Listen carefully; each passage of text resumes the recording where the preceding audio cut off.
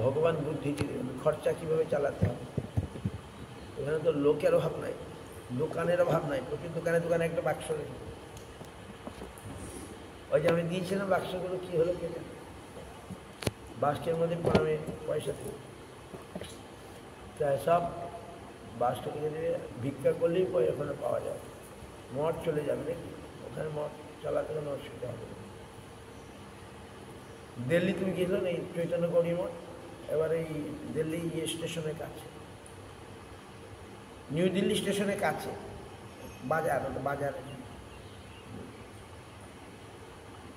ওদের কোনো অসুবিধা হয় না মঠ চালাতে। লোকে সব চাল ডাল তেল নুন সব ওই দেশের লোক তো বেশি দান করে, সব মঠের কোনো অভাব নাই।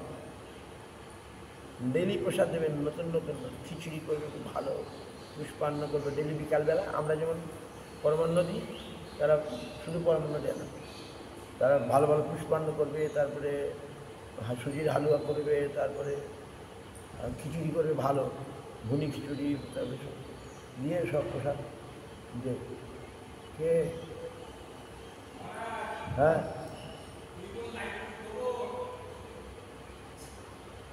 তো দেখতে হবে সিদ্ধেশ্বর আছে কিনা দেখো। হ্যাঁ খড় তো দেখে বলে নিতে হবে। যাও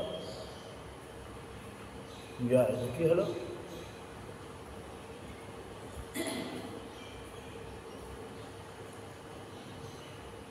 হ্যাঁ ওদের মঠ এত সুন্দর চলে, অভাব নাই, বাজারের মধ্যে তো মঠ।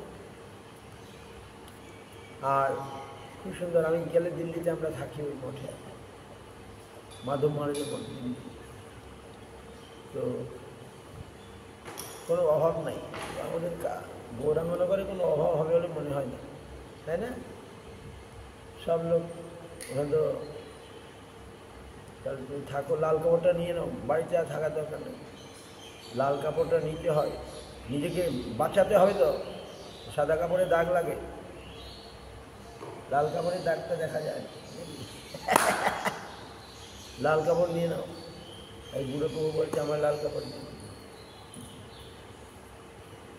তুমি লাল কাপড় নিয়ে মঠে থাকো। এখন তো ঘর হয়ে যাবে, আর কদিনের মধ্যে থাকার জায়গা হয়ে যাবে, কাঠ খুললেই থাকা যাবে, বাড়িতে থাকতে পারে। যাই হোক, লাল কাপড় নিয়ে গৌরী বর্ষণ নিয়ে থাকতে হবে। ড্রেস, এটা হচ্ছে আমাদের ড্রেস, আমাদেরকে সুরক্ষা দেবে, সুরক্ষিত। We need a dress to keep, protect ourselves. আমাদের কি সুরক্ষা দেওয়ার জন্য dress. Guru Maharaj, you put the dress, dress will say what you have to do, what you have to do. You put your dress, and dress will say what is your duty. Dress is so powerful. তুমি গুরু মহারাজ বলতেন, Guru Maharaj second world war কলকাতায় poster লাগাচ্ছে, poster in Kolkata, কালবাজার side. And you put a dress of a military, a dress will say what to do. Then we need military power. আমাদের dress পরতে হবে, সাধু dress পরতে হবে, সে ড্রেসটা আমায় বলে দেবে তোমায় কী করতে হবে না। ড্রেসের কত পাওয়া দেবে, ড্রেসটা আমাকে পরতে হবে, ড্রেস আমাকে বলে দেবে, পোশাকটা বলে দেবে what to do what not to do, কী করা উচিত করা উচিত। এই জন্য তিলক করতে হবে, মালা করতে হবে, বৈষ্ণব ড্রেস ডেইলি রাখতে হবে। এটা আমাকে সাহায্য করবে, ড্রেসটা আমাকে সাহায্য করবে। আমি আর মঠে আসলাম, টিকি রাখতে হবে, আমরা এ আর কি টিকি না রাখলে হবে না। আমি আবার জিজ্ঞাসা করছি, পরে নেওয়ার তো একদম টিকি রাখতে হবে। আর কী করছে, আমি আমার চুল কাটতে পাঠিয়েছে, আর আমি বলি নাই, ও সবটা ফেলে দিয়েছে, সব ঠিকই রাখে নাই। আমার যে হরিনাম হবে তো, অরণ্য মহারাজ ম্যানেজার আর কি, ওরা জানে, রাগি রাগি লোক, আমাদের লক্ষ্মীকান্ত হচ্ছে আর বেশি রাগি। তো এখন আমি বল যাও মাথা নাড়া করে আসো। আমি তো মাত্র স্কুল কলেজ পড়াশোনা শেষ করে মঠে ঢুকেছি, মাত্র পড়াশোনা শেষ করে মঠে ঢুকেছি। টিকি রাখতে হবে, তো মহামুশকিলের কাজ। চুল ফেলতে না ফেলো, আমি আর বলি নাই, সে চুল আলো, আমি বলছি চুল ফেলে দাও, সে সব ফেলে দিয়েছে, আর একটা শিখা রাখে নাই। আর যেই মঠে আসে, হেই বেড়া শিখা রাখে নাই।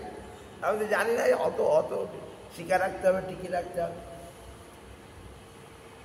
গুরু মহারাজ হেসে বলছেন ভালো হয়েছে, নতুন নতুন থেকে রাখবে। গুরু মহারাজ হাসছেন আর কি। গুরু হেসে বলছে নতুন চুল থেকে রাখবে, যাও। গুরু মহারাজ রেগে যান নাই, অর্ণমাস তো রেগে লাল লেগে যায়, টিকি রাখে নাই, টিকি রাখে নাই। আর গুরু মহারাজ হাসছেন, নতুন নতুন চুল থেকে রাখবে, যাও। বুঝতে পারছেন? When I come first, not, then Aranya Maharaj is old, most fast disciple of, but he is very affectionate to me. পরে দিয়ে অন্য মাঝে আমার এত মানে ইয়ে হয়ে গেল, উনি কড়া চিঠি লিখেছেন আমাকে, বুঝলেন? গুরু মহারাজ বলে দিয়েছে কড়া চিঠি, সে আমি এসে কাটছিস। পরে থেকে ওনার এমন দয়া, উনি যে খাবারটা অর্ধেক আমাকে দেবে, তারপর উনি খাবে, নাহলে খাবেই না। উনি ছানা টানা গাদা গাদা ছানা দিত মঠে, দুধের তো অভাব ছিল না, মঠে ছানা হয়, ডেলি ছানা হবেই আর কি। মঠের নিয়ম হচ্ছে ছানা হবে, ছানা ভোগ দেওয়া হয় ঠাকুর। এখানে বলি দেয় না কেউ, ছানা ভোগ ডেলি হতো বিকালবেলা। ফলের সঙ্গে একটু মিষ্টি না দিলে হয়, একটু ছানা দিয়ে একটু চিনি দিয়ে দিতে হবে। তো এটা নবদ্বীপ মঠে নিয়ে, আর সকালবেলা ছানার লাডু এখানে বানাতেই পারে না। ওই জাহ্নবী যদি, ওই জাহ্নবী সিন ও জানতে পারে কেউ বানায়, এখানে হচ্ছে না। আমি দোষ নয়, আমি বানাচ্ছি না। ছানাকে শুকিয়ে শুকিয়ে তারপরে যে হাতা দিয়ে ঠেসে ঠেসে ঠেসে ঠেসে একবারে মিহি করে তারপরে লাড্ডু, সকালবেলা ওটা বাল্যভোগ হতো। ছানার লাড্ডু বাল্যভোগ নবদ্বীপ মঠে। বিকালে ফলের সঙ্গে একটু ছানা একটু চিনি, ফলের সঙ্গে একটু মিষ্টি না দিলে হয়। ফল খেয়ে একটু জল খাবে কী করে, একটু মিষ্টি খেতে হবে তো জল খাবে। তো নবদ্বীপ মঠে গুরুমা থাকতে, এখন আর কি হচ্ছে জানি না। আমাদের রমা দিদি বানাতো, কৃষ্ণময়ী দিদি, রমা দিদি, এদের দুধের ডিপার্টমেন্ট, খালি দুধটাই দেখতো, আর অন্য কোনো সেবা ছিল না। দুধের মিষ্টি তৈরি করা, দুধ জল দেওয়া, ওনার ডিপার্টমেন্ট। উনি এবার ভাগ করে করে দুধ দিত, কার কতখানি দুধ লাগবে, কার কতখানি ছানা লাগবে। তো অরণ্য মহারাজ এবারে হাফ কেজি ছানা বলে ওনাকে দিয়ে দিত, জল ছানা আর হাফ কেজি। তো উনি আমাকে অর্ধেক দিত, আর না দিলে হতো না। আমাকে না খাই উনি খাবেই না, তো মহা মুশকিল, ওনার ঘরে বসে খেতে হবে। তো পরে দিয়ে উনি এত আমাকে ইয়ে করলো, আদর অ্যাফেকশনেটেড, স্নেহ ইয়ে করল। যাই হোক, তারপরে আমি বলছি লাল কাপড় নিতে হবে কেন, সাদা কাপড়ে হবে না? বলে না, লাল কাপড় নিতে হবে। লাল কাপড় পরতে হবে, কি ঝামেলা। আমি বলছি লাল কাপড় না নিলে হবে না, সাদা কাপড়ে হবে না, সাধু হওয়া যাবে না। না, লাল কাপড় পরতে হবে। যাক, এই সামনে গুরু পূর্ণিমা আসছে, এই গুরু পূর্ণিমার দিন আমাকে লাল কাপড় দিয়েছে। তিনি বললেন যে আজকে তুমি এই কাপড় পরো, লাল কাপড়, গুরু পূর্ণিমার দিন, এই সামনের দিন পূর্ণিমাটা যে গুরু পূর্ণিমা। আর এই গুরু পূর্ণিমার দিনে আমি বাড়ি থেকে বেরিয়েছিলাম, তখন পঞ্জিকা দেখতাম না। গুরু পূর্ণিমার দিন সকালবেলা আমি বাড়ি থেকে বেরিয়েছি নবদ্বীপের উদ্দেশ্যে।